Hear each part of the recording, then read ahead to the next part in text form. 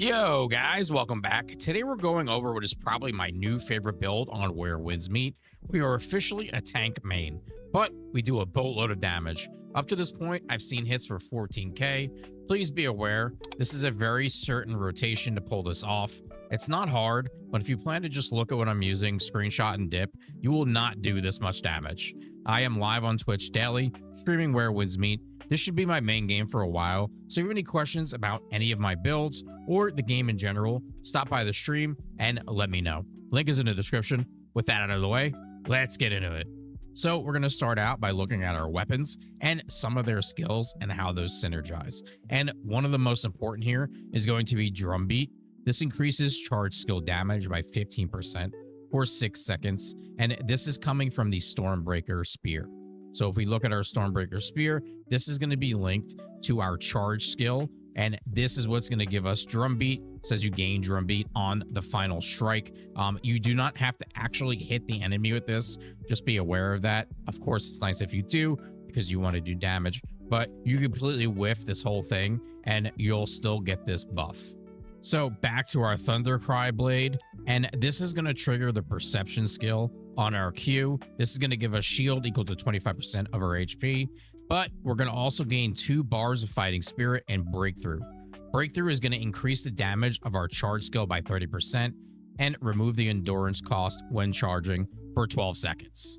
Now, as far as fighting spirit, this is something that we gain just for existing with this setup, but we're also triggering 2 more bars of this when we do this correctly, and we have Drumbeat, because then we're going to trigger our perception skill, and then we're going to gain 2 bars of fighting spirit just from using our Q there.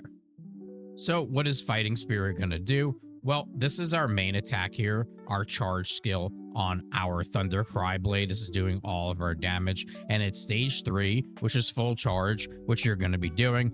You consume 1 bar of fighting spirit to boost damage by 20% and unlock a heavy attack combo. So this is going to let you do the first 2 hits and then also adds a 3rd hit to the combo. So we can see that here just in the animations. With the charge skill, you're charging and doing 2 hits, and then when we get the varied combo and we're consuming that fighting spirit, you're able to do the 2 hits and then a 3rd hit, which is like a flip in, and boy, all of them can hit hard as hell. Let's take a look at our taunt ability, because I really didn't talk about that, and that's going to be on your Stormbreaker Spear. It's going to be your Q. This could be very useful, especially if you're playing with pubs or possibly a healer you don't know. This is going to taunt and then give you a 20% damage reduction for 16 seconds. Then on top of that, you're going to gain fortitude when using the skill. Then quickly, the AoE skill on the Thundercry Blade is actually really good for mobbing. It's fantastic at bringing the enemy into you, then using your charge skill. And then after you use this, your charge skill actually charges 50% faster. And once you do that, you're going to break the stance on all those enemies and just be able to execute them. So what does this look like in practice? When I enter a fight, I will have my spear out, most importantly first. And when I approach the boss, I'll use my Q. This is kind of like our aggro taker, but doesn't really make too big a difference. It does give you damage reduction, which is nice. So after that, you're going to use the charge attack on your spear to proc Drumbeat. Then we're going to use our dual weapon skill to swap weapons. And as you've seen there, the Q is lit up with a circle around it, so you have a certain amount of time to hit that. Then we're going to charge our heavy on this. When we hear that noise there, we let go, 2, and then we tap again for the last hit.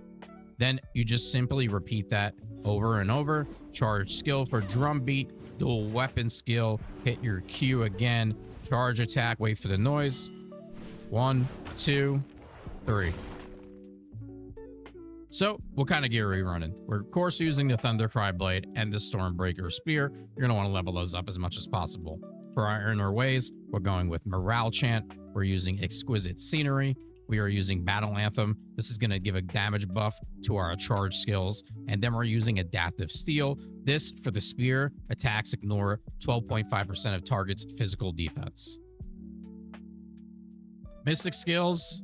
Well, I don't really use any. There's no reason to put these into this combo at all. I'm sure some people in the comments are going to disagree with me on this, but for the most part, these are going to be a damage loss. You can have them on for like running around, out adventuring. Just put on whatever you're comfortable with. But in all honesty, using any mystic skill in this build is going to be a damage loss unless you're doing something that's a gap closer. But if you have aggro most of the time, you don't need to close the gap on a boss at all. For our gear, we are using the Rain Whisper set. This is going to give us max HP and then increases all critical damage by 10% and then furthers increases this when you have an HP shield, which is going to be perfect for us because we will always have one from using our Q ability. We are using the Moblade along with the Long Spear, and then for our gear, we're using the Moon Flare set. This is going to give us HP, and then when attacking while defending, there's a 30% chance to create a shield that absorbs 10% of your max HP. This lasts 20 seconds. So this synergizes well with this set as well. Of course, make sure you're using your enhance and enhancing your gear as much as you can. And then for our arsenal, we are using Stone Split. Anybody confused by the arsenal, you simply just put your old level 41 gear into here and you're going to get a buff. So if you're using swords, you're going to want to go with Bell Strike. Stone Split is going to be for a tank setup like this with the spear and the Moblade. For talents, there's not really too much to go over here. You want to make sure you get these though. This max physical attack, min physical attack. These are huge pickups. So grind out what you got to do for those. And then of course, having your boss talents are pretty big. A lot of these are really strong, especially when it comes to the 10-man raid. Some of that stuff does hit hard. So being able to farm these and get these done is going to help your runs a lot. For your oddity trees, just follow the line. Take damage, take HP. I usually try to ignore things like this for now, which is damage versus monsters into certain areas. Other than that, I'm just going down as far as I can. And right now we're kind of capped on how far we can go. One thing I keep saying in every video, and I'm going to keep saying it, is please be aware there are two different oddity vendors. There's one here in the second area of the map, and then there is the original one at the start of the game.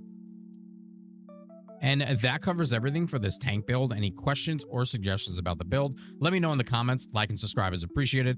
Thanks, guys. Peace.